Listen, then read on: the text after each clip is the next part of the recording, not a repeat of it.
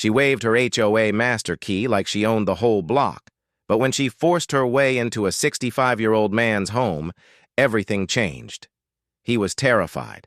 The neighbors were furious, and by the time the CIA showed up, yes, the actual CIA, Karen realized she wasn't the queen of the cul-de-sac. She was about to be banned from it forever. It started like any other quiet morning in Willow Creek. The air was crisp with dew, birds chirped from rooftops, and automatic sprinklers ticked to life, spraying perfect arcs of water across well-manicured lawns. Sunlight filtered through the maple trees that lined the sidewalks, and neighbors exchanged smiles and waves as they went about their peaceful routines. But the peace shattered, like clockwork, at exactly 8:17 a.m., with the grating voice of one woman echoing through the cul-de-sac. "Attention, everyone!" she screeched, dragging her voice louder than needed. "Community safety check in progress." Heads turned reluctantly. Standing at the corner of Maple Lane and Heron Drive was Karen Walters, 50 years old, blonde bob cut, and always in her signature bright pink pantsuit paired with a stiff white blouse. She wore it like a badge of honor, as if she were the queen of suburbia. In her right hand, she held up a massive, glinting ring of keys that jingled with every step, the so-called HOA master key. "This," she declared proudly, pointing to it as if unveiling a trophy, "is the HOA master key. If there's something wrong in this neighborhood, I fix it." A few neighbors exchanged awkward glances. Some smiled politely. Most just turned away. They'd heard this routine before, every week, in fact. Karen strutted through the street like she owned the place, her heels clacking like gunshots against the concrete. She peeked over fences, jiggled garden gates to test security, and made unsolicited comments about trash bins being out 4 minutes past collection time. It wasn't safety she was after, it was control. No one had ever officially appointed her anything beyond HOA vice president, a title she clung to like a royal decree. But Karen believed that gave her dominion over everything. The sidewalks, the grass heights, even what shade of beige someone could paint their mailbox. But today, she was on a mission, a new target. And everyone noticed the shift when she stopped in front of the old wooden house at the end of the cul-de-sac. The property stood out, not because it was messy, but because it was different. Weathered wood panels, a creaky porch, swing, and a hand-carved mailbox shaped like a little fishing boat. A touch of the past in a neighborhood that now favored stucco walls and security cameras. It belonged to Mr. Albert Henley, a 65-year-old widower who'd lived there since Willow. Creek was nothing but fields and gravel roads. He was the first resident to build on that land, back when no one had even heard of HOAs. Albert was quiet, kind, and always paid his dues on time. He rarely left his porch, spending mornings sipping black coffee from a chipped mug with a faded, "World's Best Grandpa" printed on the side. His gray hair was always neatly combed, and he wore old flannel shirts like armor against the modern world. But to Karen, he was an eyesore. A reminder that someone dared to live outside her aesthetic codebook. She marched toward his fence like a bloodhound catching a scent. Her voice dropped an octave, turning sharp. "This house has been violating visual harmony regulations for 3 months now," she muttered to herself, rattling the gate latch. "Karen," a voice called gently from across the street.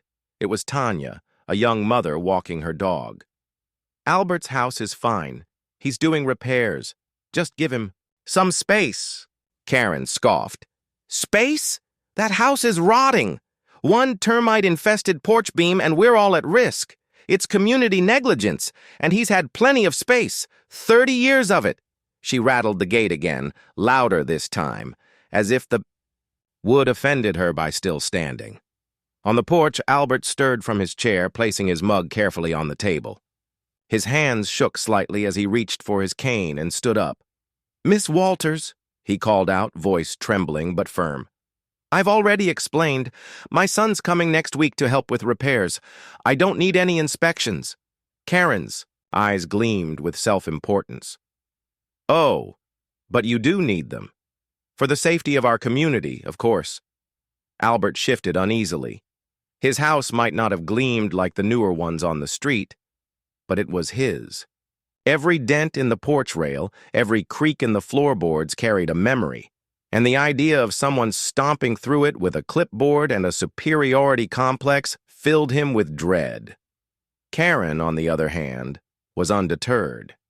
She held up, her ring of keys like she was brandishing a weapon. "I'm authorized," she said loudly enough for everyone to hear. "And if there's a problem behind that door, I'm the one who'll find it." And just like that, she marched up the walkway, keys clinking, heels cracking against the old wood, heading straight for Albert's front door. From behind curtains and hedges, the neighbors watched in growing horror.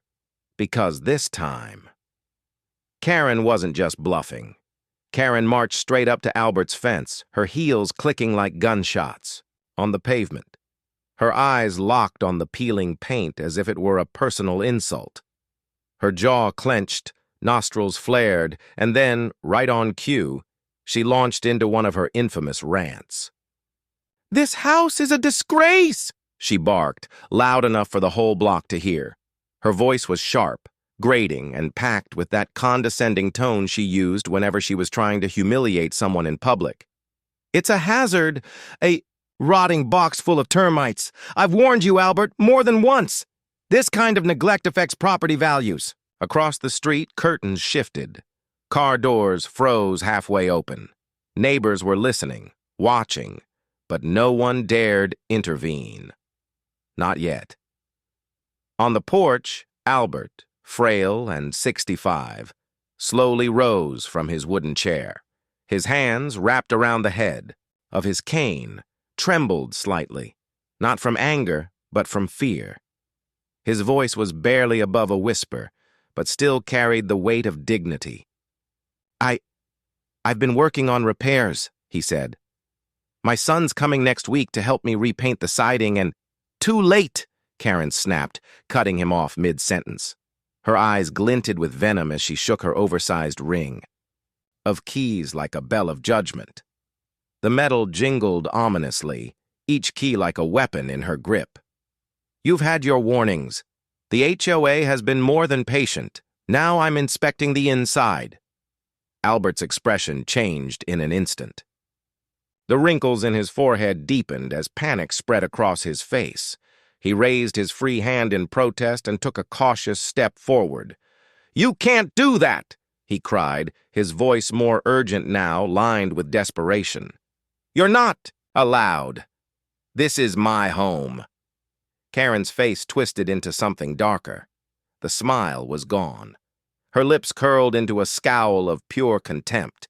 "Don't lecture me, old man," she hissed. "I have the master key, and that means this house belongs to the community.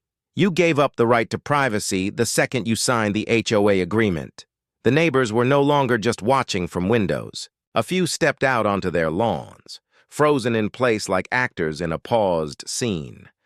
Tanya, a young mom in yoga pants, held her toddler close and whispered, "Oh no, she's really going to do it." Karen slammed the rusted gate open so hard, it knocked a hanging flower pot off its hook. The pot smashed to the ground, the soil scattering like a warning. Without pausing, she stormed up the porch steps, keys clinking like sinister wind chimes. Albert staggered back, his eyes wide, his cane trembling in his grip. She reached the front door and held up her weapon, the so-called master key, like a knight wielding a sword. Her face bore a twisted mix of satisfaction and self-righteousness. She inserted the key into the lock. Everyone assumed it was a bluff, that no HOA master key would actually work on a private, individual home. But then, to the horror of the neighborhood and the collapse of Albert's heart, the lock clicked. Top key had worked. Karen gave the door a sharp shove and it creaked open. Albert gasped audibly, clutching his chest. His entire world, His late wife's quilt hanging on the wall, the old record player in the living room, the smell of lemon oil and pine from the floors he polished every Sunday was now being invaded. He didn't just feel fear. He felt violated. Karen stepped inside, waving her clipboard like a warrant.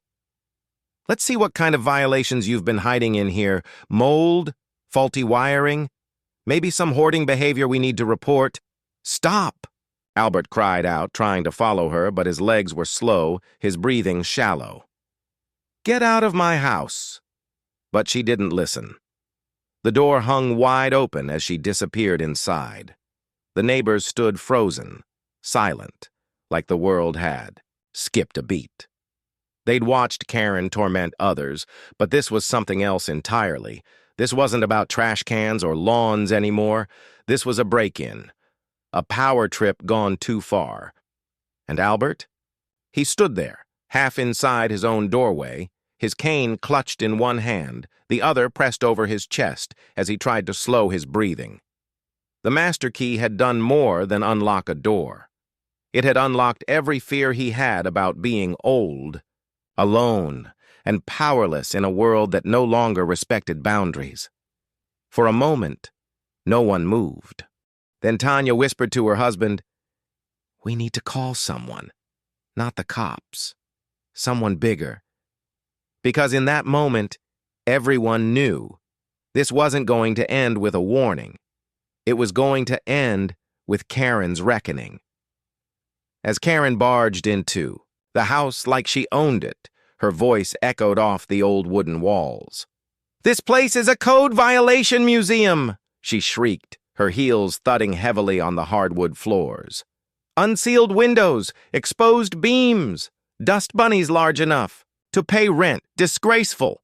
She flung open closets, poked under furniture, and whipped out her phone to snap pictures, muttering phrases like evidence of structural decay and potential black mold. She wasn't inspecting. She was invading, loud and gleeful, as if the house had personally offended her. Back on the porch, Albert collapsed into his chair, his hand trembling as he reached for the armrest. The color drained from his face. His breath came in sharp, uneven bursts. His world, quiet, safe, sacred, was being torn apart, room by room, by a woman who wore power like a crown and swung her authority like a hammer. He looked out towards the street, toward the gathering crowd of neighbors.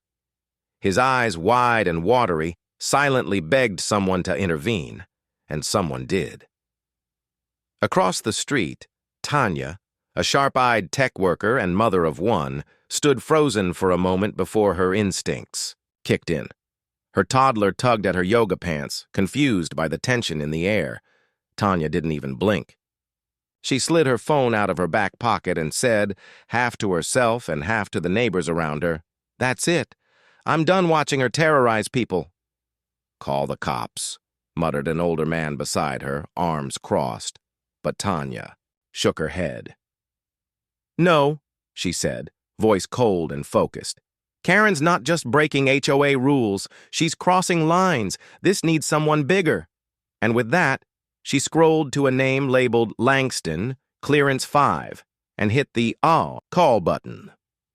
Less than 30 minutes later, the cul-de-sac was no longer the sleepy suburban haven it had been that morning. Two sleek black SUVs rolled silently down the street like predators in a field of prey. Their windows were tinted so dark it was impossible to see inside. The vehicles pulled up along the curb, engines humming low.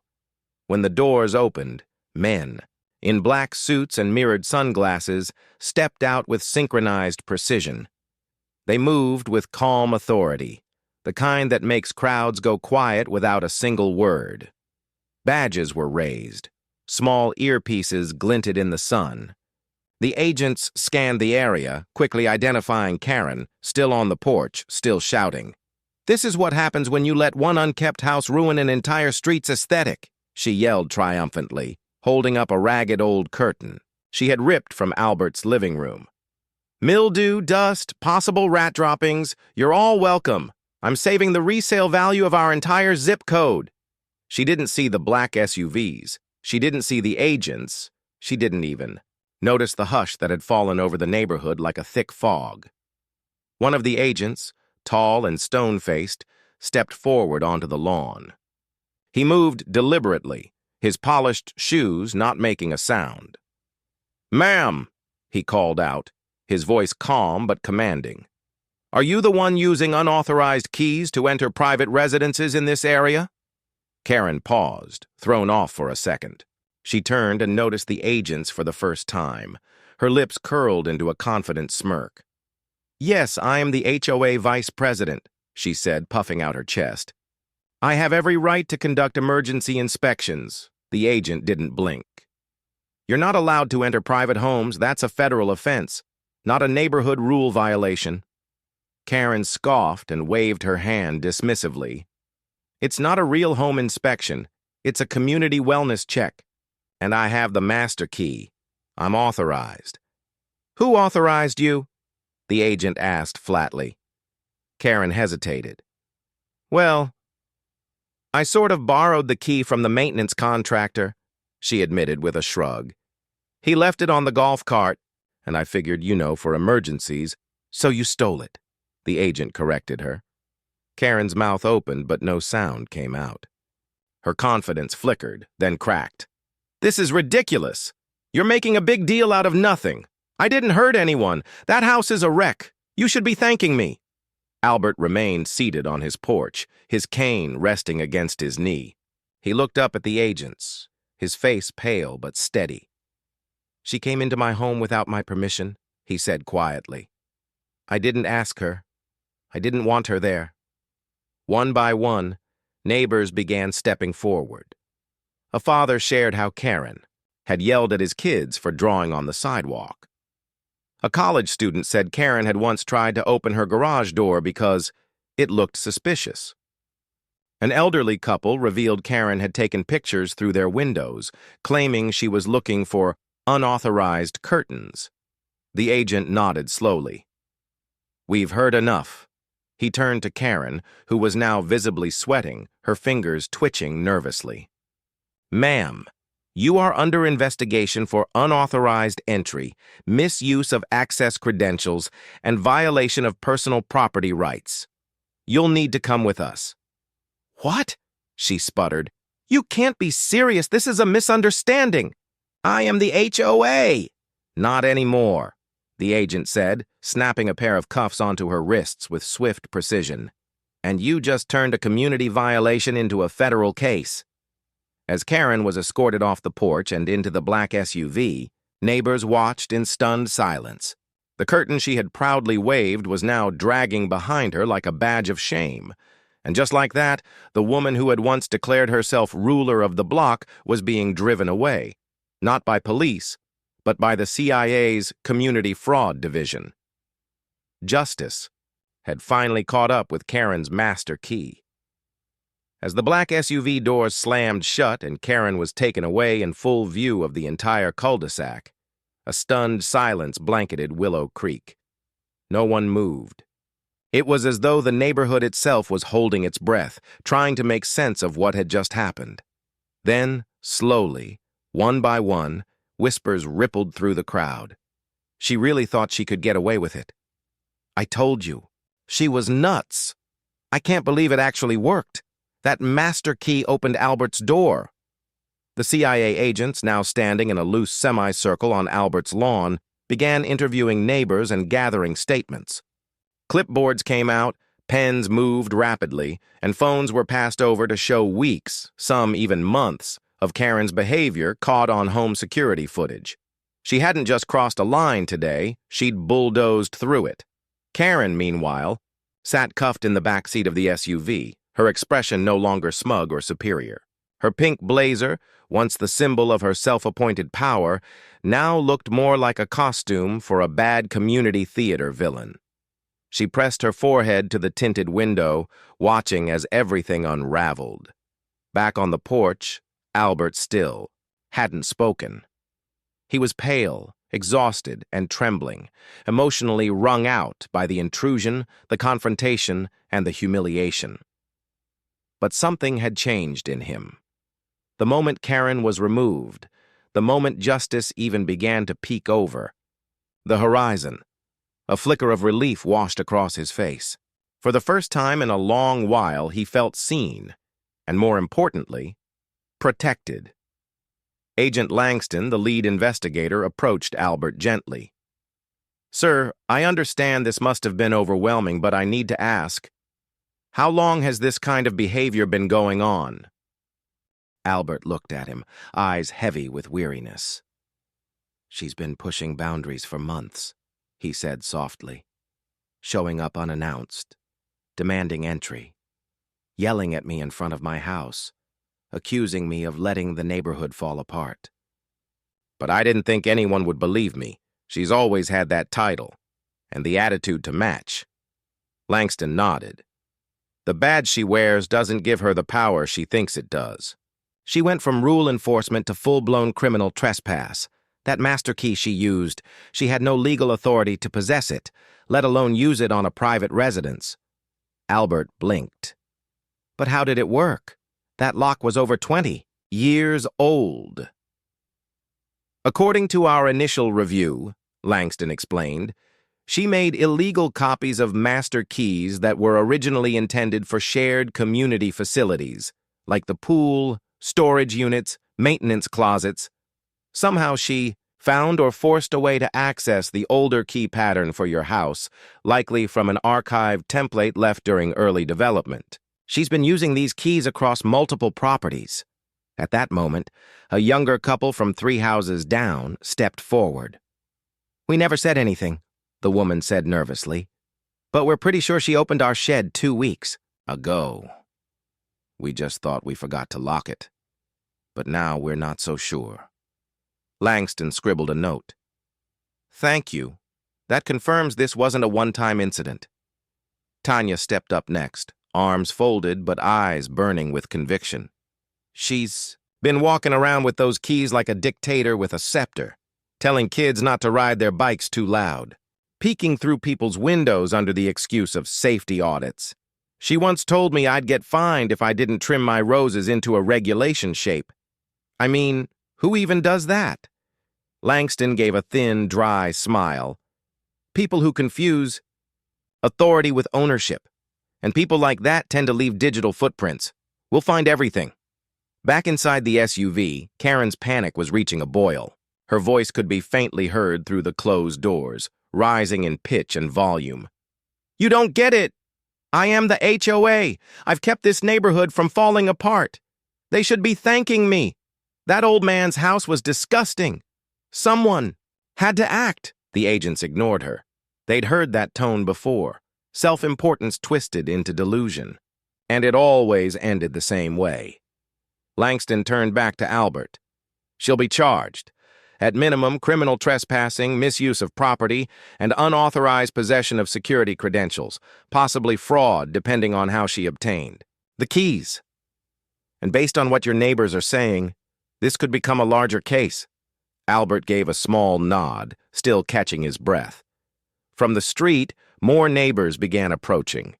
People who'd never really spoken to each other before, but were now bound by the collective realization that they had all suffered under the same reign of pettiness and fear. Stories spilled out, small invasions of privacy, excessive fines, threats over flower types and curtain colors, citations for children's sidewalk chalk. "She fined me once because my patio chairs didn't match," one man said. "She made my daughter cry because of a Halloween decoration," someone else added. And it hit everyone at once. This wasn't about property values. This was about control, and Karen had finally lost it. By the end of the hour, the CIA agents had a solid preliminary case. Karen would be banned from the HOA board, placed under federal investigation, and slapped with a restraining order preventing her from entering the neighborhood at all. Her master keys, every one of them, were collected and placed into an evidence bag. Langston made a final round through the cul-de-sac before heading back to the SUV. "This kind of thing happens more often than people realize," he said quietly to Tanya. "But when a community comes together and speaks up, that's when things change." And as the sun dipped behind the rooftops of Willow Creek, The neighborhood felt, for the first time in a long time, free. Karen's departure was a turning point. With her HOA title stripped and her access revoked, the neighborhood breathed freely again. No more shouting, no more uninvited inspections. Albert's son came the next week, helping him repaint the fence and replace the porch boards. Neighbors brought over cookies, flowers, and even helped clean up the garden. Albert smiled for the first time in weeks. At the next HOA meeting, Tanya stood up. "From now on, no one gets a master key, especially not someone who thinks they own us." The crowd clapped. As for Karen, she wasn't just banned from the HOA, she was banned from the entire neighborhood. A restraining order kept her 200 yards away from Willow Creek. The pink coat was never seen again, and the master key melted down and turned into a wind chime hanging on Albert's porch.